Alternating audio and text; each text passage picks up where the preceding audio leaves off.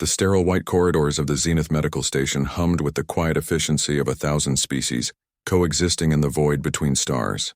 Elena adjusted her neural translator as she walked toward Ward 7, her soft-soled boots making no sound against the polished floors.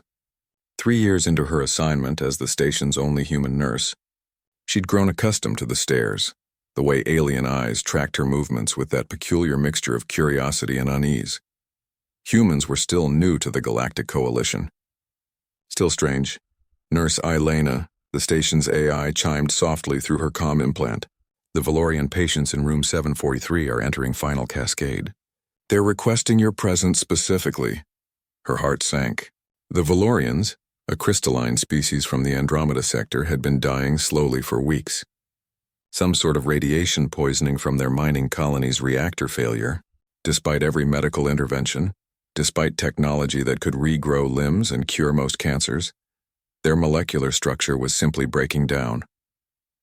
Elena had sat with them often, learned their clicking language, memorized the patterns of light that danced across their translucent bodies when they were content. She entered the dimmed room where 3 Valorians lay on specialized beds that hummed with refrigeration units. Cathessa, Morven, and little Pip, barely an adolescent by their species' standards. Their bodies, once brilliant as diamonds, had dulled to a cloudy gray. Elena, Cathessa's voice crackled through the translator, weak and fragmented.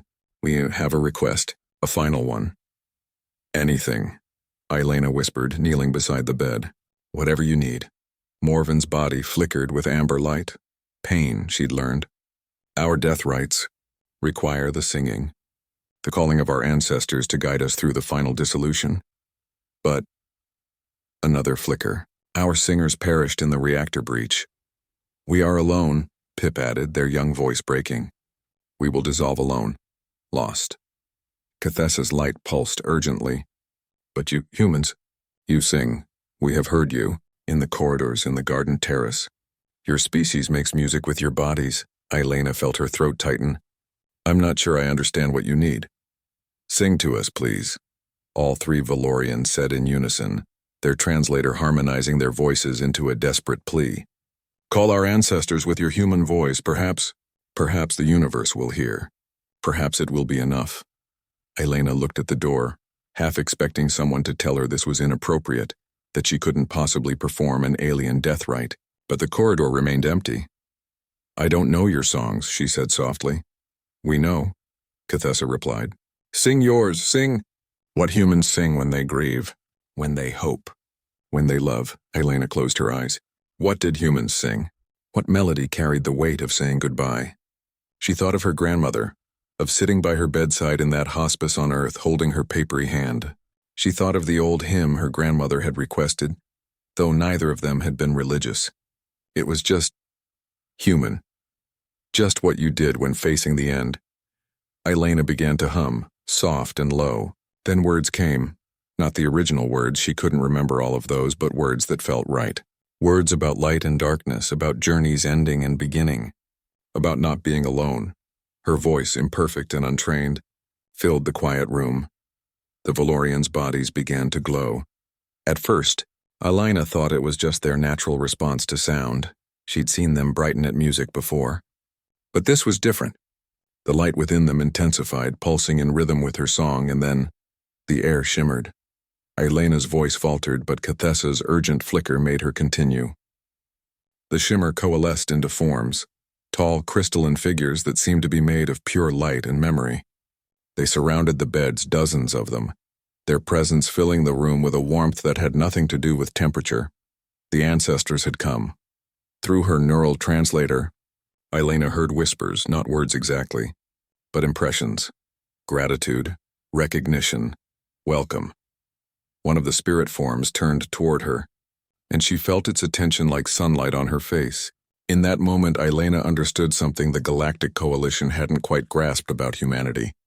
Humans carried something ancient in their voices, something that predated their technology, their space travel, their genetic modifications. When humans sang, truly sang, they touched something fundamental in the universe, some frequency that resonated with consciousness itself, with whatever persisted after death. It was why human lullabies could soothe species that had never heard music, why human battle cries struck terror into beings with no concept of vocal intimidation, why their mourning songs could apparently call spirits across the cosmic divide. The Valorians began to dissolve, but not in the way Elena had feared. Their bodies broke down into streams of light that intertwined with the ancestral spirits, becoming part of something larger, something that transcended individual existence. Pip went first, actually laughing as they merged with what Elena now understood was their family. Morven followed, their final pulse a brilliant blue. Peace.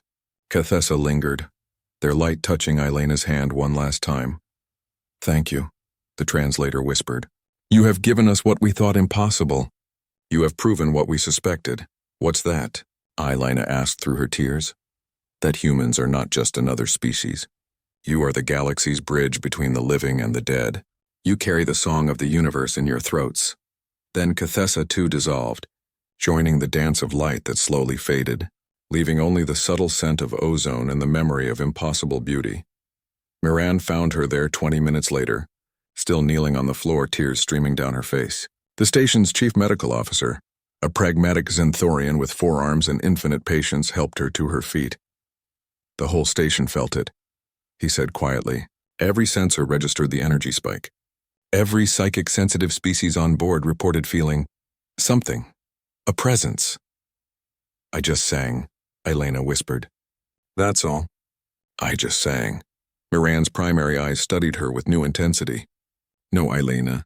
You did something humans have been doing since before you had fire. You performed one of the universe's oldest magics." He paused, his translator struggling with the weight of what he wanted to convey. "We brought humans into the coalition for your technology, your adaptability, your stubborn refusal to quit. But this," he gestured at the empty beds, at the space where spirits had danced. "This is why you'll be invaluable. Every species dies, Elena. Every species grieves, and now we know. When we need someone to sing us home, humans will answer." The story spread through the station, then the sector, then across the coalition network. The human nurse who sang the dead into the light. Requests came flooding in. Dying patients from 100 worlds asking for human voices in their final moments. Not doctors, not technology, just song. Elena stood in the garden terrace that night looking out at the stars. She thought about all the humans out there, scattered across the galaxy, carrying music in their hearts without even realizing its power. She thought about shamans and priests, about mothers humming to sick children, about soldiers singing before battle. Perhaps humans had always been bridges.